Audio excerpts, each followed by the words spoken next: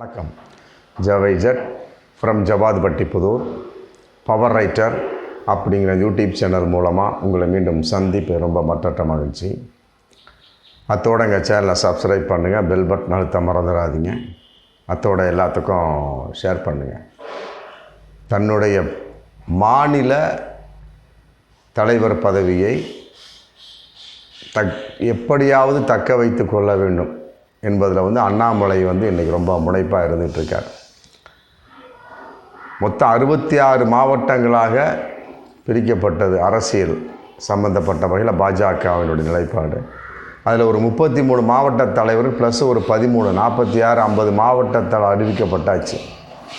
இன்னொரு 16 17 மாவட்ட தலைவர் அறிவிச்சிட்டாங்கன்னா முடிஞ்சு போச்சு. இவர்களெல்லாம் சேர்ந்து மாநில தலைவரை தேர்ந்தெடுக்கணும். தமிழக மாநில தலைவர் இப்போதைக்கு இருந்து கொண்டிருப்பது அண்ணாமலை.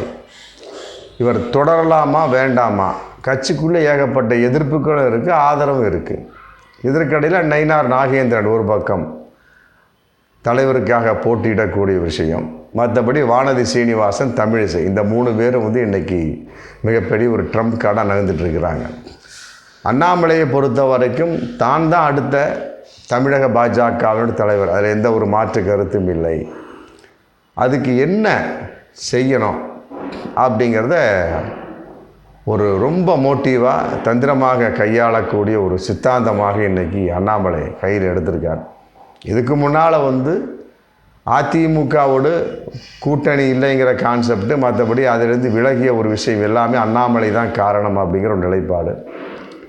இப்போ அதே அரிதாரத்தை மீண்டும் கையில் எடுத்து எப்போ அதிமுக கூட்டணி ஏற்படாமல் போனதுக்கு நான் காரணம் அல்ல, ஏன்னா இந்த பாருங்கள், எடப்பாடியோட மகனையே கூட்டி விட்டேன்னு சொல்லி போட்டு எடப்பாடி மகன் மிதுனையே இன்றைக்கி அமித்ஷா முன்னால் நிப்பாட்டியிருக்கிறார் அண்ணாமலை.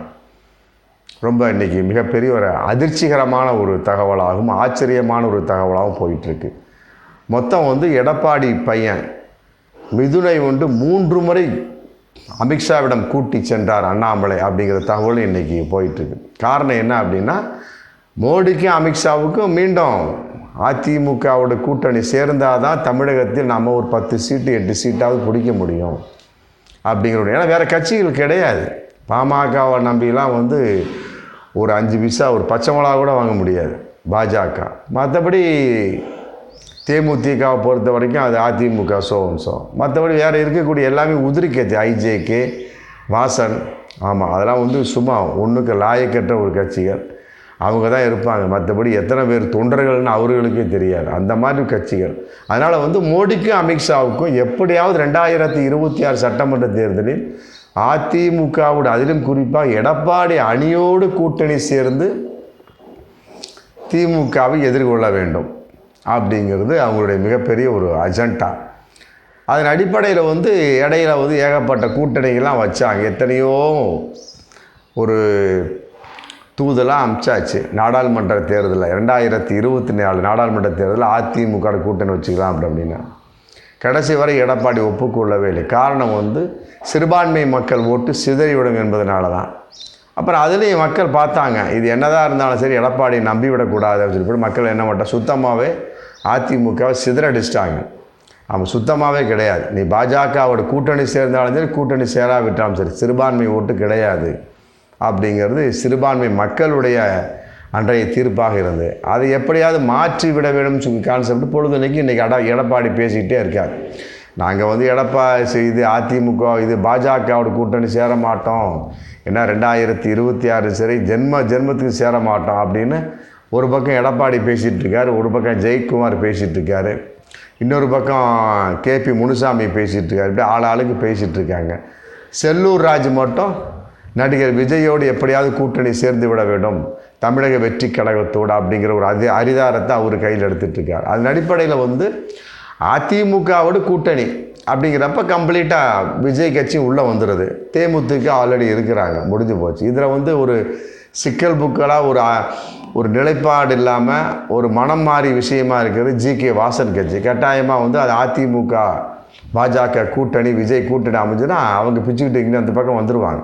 ஜிகே வாசன், ஆமாம், 2026 சட்டமன்ற தேர்தலில் கட்டாயமாக அவங்க அதிமுக கூட்டணிக்கு வர நிறைய வாய்ப்பு இருக்குது. முன்னாலே வந்து ஒப்பந்தம் போட்டதாம்.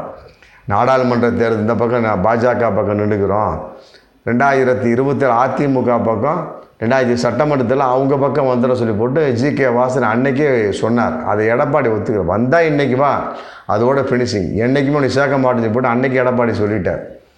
ஆமாம், அதையும் மீறி அந்த பக்கம் போனது தான் ஜி.கே. வாசன். அதன் அடிப்படையில் வந்து எப்படியாவது அரசியல் கட்சி சொல்லவெல்லாம் முடியாது, அந்த பக்கம் ஏதோ ஒரு 10,000 ஓட்டாவது விழுகும்ப்பா அப்படிங்கிற மாதிரி இழுத்துட்டு வந்து உள்ள தூக்கி போட்டாங்கன்னு வச்சுக்கோங்க, முடிஞ்சு போச்சு. அப்போ என்ன ஆகுது, அதிமுக, பாஜக, தமிழக வெற்றி கழகம், அப்புறம் ஜி.கே. வாசன் சோர்ஸு, தேமுதிகன்னு சொல்லிவிட்டு மிகப்பெரிய ஒரு கூட்டணி ஏற்பட வாய்ப்பு அப்படிங்கிற கான்செப்ட் இன்றைக்கி ஒரு மிகப்பெரிய ஒரு தகவலாக போயிட்டு, அதற்கு வந்து அண்ணாமலை வந்து ஆதாரமாக செயல்பட்டு கொண்டிருக்கிறார். குறிப்பாக அமித்ஷாட்டே வந்து எடப்பாடி பையன் மிதுனை கூட்டிகிட்டு போயிட்டார். 3 தடவை கூட்டி சென்று விளக்கத்தை சொல்லிட்டார். என்னால் வந்து கட்சி வந்து சரிதா சொல்லிகிட்டு இருக்கிறீங்க, கிடையாது, பார்த்துக்கிடுங்க, அவர்கிட்டே பேசிக்கிடுங்க, இனிமேல் வந்து என்னால் உடைந்ததாக சொல்ல முடியாது, மற்றபடி எடப்பாடி பற்றி இனிமேல் நான் தரக்குறைவாக பேச மாட்டேன், மற்றபடி பழச மறிஞ்சு இனிமேல் நம்ம இணைஞ்சு செயல்படுவோம், நம்ம சமுதாயத்திலே வந்து அப்பா தான் வந்து உயர்ந்த பதவியில் இருந்தவர் அப்படின்னு சொல்லிட்டு மிதுனை ஐஸு வச்சு எல்லா வகையிலும் பேசி அமித்ஷாட்ட கூட்டிகிட்டு போய் அவரும் ஓகே கொடுத்துருக்கிறார். அமித்ஷாவுடைய பையன் எடப்பாடியோட பையன் மிதுன், எனக்கு ஒரு 3 மாதம் அவகாசம் கொடுங்க, அப்பாட்ட பேசி என்ன சமாச்சாரம் நம்ம முடிவு பண்ணிக்கலாம். அதே நேரத்தில் தமிழக வெற்றி கழகத்தோட ஒரு கூட்டணி டீலிங் போயிட்டுருக்கு, அவங்களும் ஓகே கொடுக்கக்கூடிய ஒரு சூழல் இருக்கிறாங்க, கொடுத்துட்டாங்க அப்படின்னா என்ன பொசிஷனை பார்த்து நம்ம கூட்டணி முடிவு பண்ணிக்கலாம் அப்படிங்கிற மாதிரி இன்றைக்கி ஒரு அதன் அடிப்படையில் வந்து அண்ணாமலைக்கு தான் மீண்டும் தமிழக பாஜக தலைவர் பதவி அப்படிங்கிறது துண்டாக தெரிஞ்சு போச்சு. அதன் அடிப்படையில் வந்து நயினார் நாகேந்திரன் அடுத்த ஸ்டெப்பில் இருந்தார், அவரும் தன்னை விலக்கி கொள்ளக்கூடிய ஒரு சூழல் அப்படிங்கிற தகவல் இன்றைக்கி போயிட்டுருக்குது. ஆல்ரெடி இதை கேட்டவுடனே வானதி சீனிவாசன் தமிழிசை எல்லாமே விலகிட்டாங்க. ஏன்னா இவர் வந்து டைரெக்டாக கூட்டிகிட்டே போயிட்டார் இல்லை, எடப்பாடி பையன் மிதுனை கூட்டிகிட்டு போய் அமித்ஷாவோட டீலிங் பேசியாச்சு, அமித்ஷாவும் சிரிச்சுக்கிட்டு எல்லாத்தையும் விஷயம் ஒத்துக்கிட்டார் போல இருக்குது. இதன் அடிப்படையில் வந்து அமித்ஷா 31/1/2025 அடுத்த வாரம் வந்து சென்னை வர்றார், இன்னும் 4-5 நாளில் சென்னை வர போகிறார் அமித்ஷா. அப்போ வந்து கட்டாயமாகவும் தமிழக பாஜக தலைவராக அண்ணாமலை அறிவிக்கப்படலாம் அப்படிங்கிற தகவலும் இன்றைக்கி போயிட்டுருக்கு. ஏன்னா தான் டீலிங் தான் முடிஞ்சதில்ல, அவங்களுக்கு தேவை அதிமுகவோட கூட்டணி, அண்ணாமலை வந்து ஒத்துக்கலை, அதனால் நாடாளுமன்ற சம்மந்தப்பட்ட வகையில் அதிமுக கூட்டணி இல்லாமல் தனித்து போட்டியிட்ட ஒரு சூழல். மற்றபடி இன்றைக்கி வந்து எடப்பாடி பையன் மிதுனவே கூட்டிகிட்டு போய் உட்கார டீலிங் பேசியாச்சு. அப்படி இருக்கக்கூடிய சமயத்தில் அண்ணாமலையை வச்சு ரன் பண்ணிட்டு போயிடலாம், இனிமேல் வந்து எடப்பாடி நான் தரக்குறைவாக பேச மாட்டேன், அதிமுகவை தரக்குறைவாக பேச மாட்டேன், அண்ணாமலையும் ஒப்புதல் வாக்குமூலம் அமித்ஷா முன்னால் கொடுத்துட்டார், சரண்டர் ஆகிட்டார், முடிஞ்சு போச்சு. எடப்பாடி பையனை கூட்டிகிட்டு போய் எடப்பாடி மூலமாகவும் அமித்ஷா மூலமாகவும் அதிமுகவோடு கூட்டணிங்கிற கான்செப்ட் வகையில் பாஜக அண்ணாமலை சரண்டர், அதில் எந்த ஒரு மாற்று கருத்தும் இல்லை. அப்படி ஒரு தகவல் இன்றைக்கி போயிட்டுருக்கு. இதன் அடிப்படையில் வந்து அண்ணாமலை தான் தொடருவார் அப்படிங்கிற தகவல்னால நயினார் நாகேந்திரன் விலகிட்டார். இனிமேல் நமக்கு அந்த தலைவர் போஸ்ட் வராதுங்கிற நம்பிக்கை இல்லை, தெரிஞ்சு போச்சு அப்படின்னு அவரும் விலகிட்டு இருக்கிட்டார். அதே நேரத்தில் வானதி சீனிவாசன் தமிழிசையும் ஆல்ரெடி விலகிட்டாங்க. அண்ணாமலை வந்து கன்ஃபார்மாக அப்படிங்கிறது இன்றைக்கி 31/1/2025 அமித்ஷாவுடைய அறிவிப்பில் தான் தெரியும். கட்டாயமாக நடக்கும் என்பது இன்றைக்கி பகிரங்கமான ஒரு தகவலாக போயிட்டுருக்கிறது. இப்படி ஒரு சூழலுக்கு என்ன காரணம் அப்படிங்கிறத பார்க்கின்ற பொழுது கட்டாயமாக ஒரு 3 வாரத்துக்கு முன்னாடி ஈரோட்டில் வந்து எடப்பாடி சொந்தங்கள் வகையில் ஒரு ரைடு போச்சு பார்த்தீங்களா, அதுதான் காரணம் அப்படிங்கிற ஒரு தகவல். அதே அண்ணாமலை சொல்லிட்டாரான், இனிமேல் வந்து எந்த வகையிலையும் வருமான வரி சோதனையெல்லாம் நிறுத்திட சொல்லிடலாம் அப்படின்னு சொல்லி போட்டு எடப்பாடி சம்மந்தப்பட்ட வகையில் அண்ணாமலை வந்து உறுதி கொடுத்ததாகவும் ஒரு தகவல் இன்றைக்கி போயிட்டுருக்கு. அப்படிங்கிற சமயத்தில் அண்ணாமலை வந்துட்டார்னா பழசையெல்லாம் மறைஞ்சு என்னங்கண்ணா வாங்கண்ணா போங்கண்ணா முடிஞ்சு போச்சு, அவ்வளோதான். அதான் அரசியல், அவ்வளோதான், முடிஞ்சு போச்சு. ஆமாம், அரசியலில் வந்து நிலைத்த எதிரியும் இல்லை, நிலைத்த நண்பனும் இல்லை, முடிஞ்சு போச்சு. அதன் அடிப்படையில் வந்து இதைத்தான் நம்ம பல வீடியோவில் சொல்லியிருப்போம். என்றைக்கு இருந்தாலும் சரி எடப்பாடி அதிமுக பக்கம் கட்டாயமாக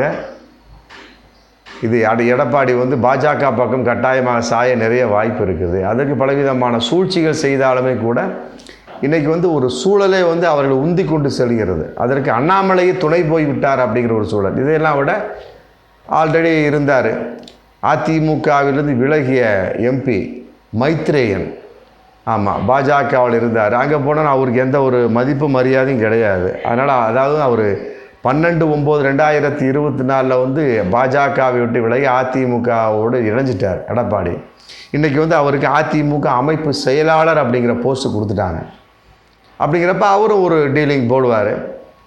ஆமாம், ஆல்ரெடி நயினார் நாகேந்திரன், ஆமாம், அவரும் அதிமுகவில் இருந்தவர், அவரும் சைடில் வருவார். ஆல்ரெடி அதிமுக அந்த இருந்த நயினார் நாகேந்திரன் சொல்லிட்டார், ஒன்றும் வருமான வரித்துறை அனுப்ப வேண்டாம், மற்றபடி இடி யாரையும் அனுப்ப வேண்டாம், சும்மா உட்காந்து பேசுகிறனால எடப்பாடி படிந்து விடுவாச்சு போட்டு நயினார் நாகேந்திரன் சொல்லிட்டார். இது ஒரு வகையில் போயிட்டுருக்கு. அண்ணாமலை வகையில் எடப்பாடி பையனவே கூட்டிகிட்டு போய் அமித்ஷா பேசிட்டார், முடிஞ்சு போச்சு, அவ்வளோதான். இன்னும் பாஜக கூட்டணி, பாஜக அதிமுக கூட்டணி கன்ஃபார்மு நம்ம உறுதியாயிருச்சு. தமிழக பாஜக தலைவர் அண்ணாமலை அப்படிங்கிறது உறுதியாயிருச்சு.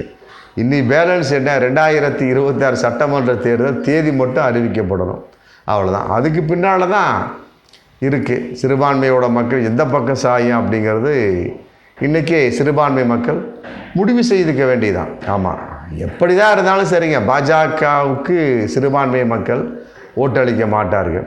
ஆமாம், எப்படி தான் இருந்தாலும் சரி. இப்போ ஒவ்வொரு மாநிலமாக பொது சிவில் சட்டத்தை அமுல்படுத்திக்கிட்டே வந்துட்டு இருக்கிறாங்க.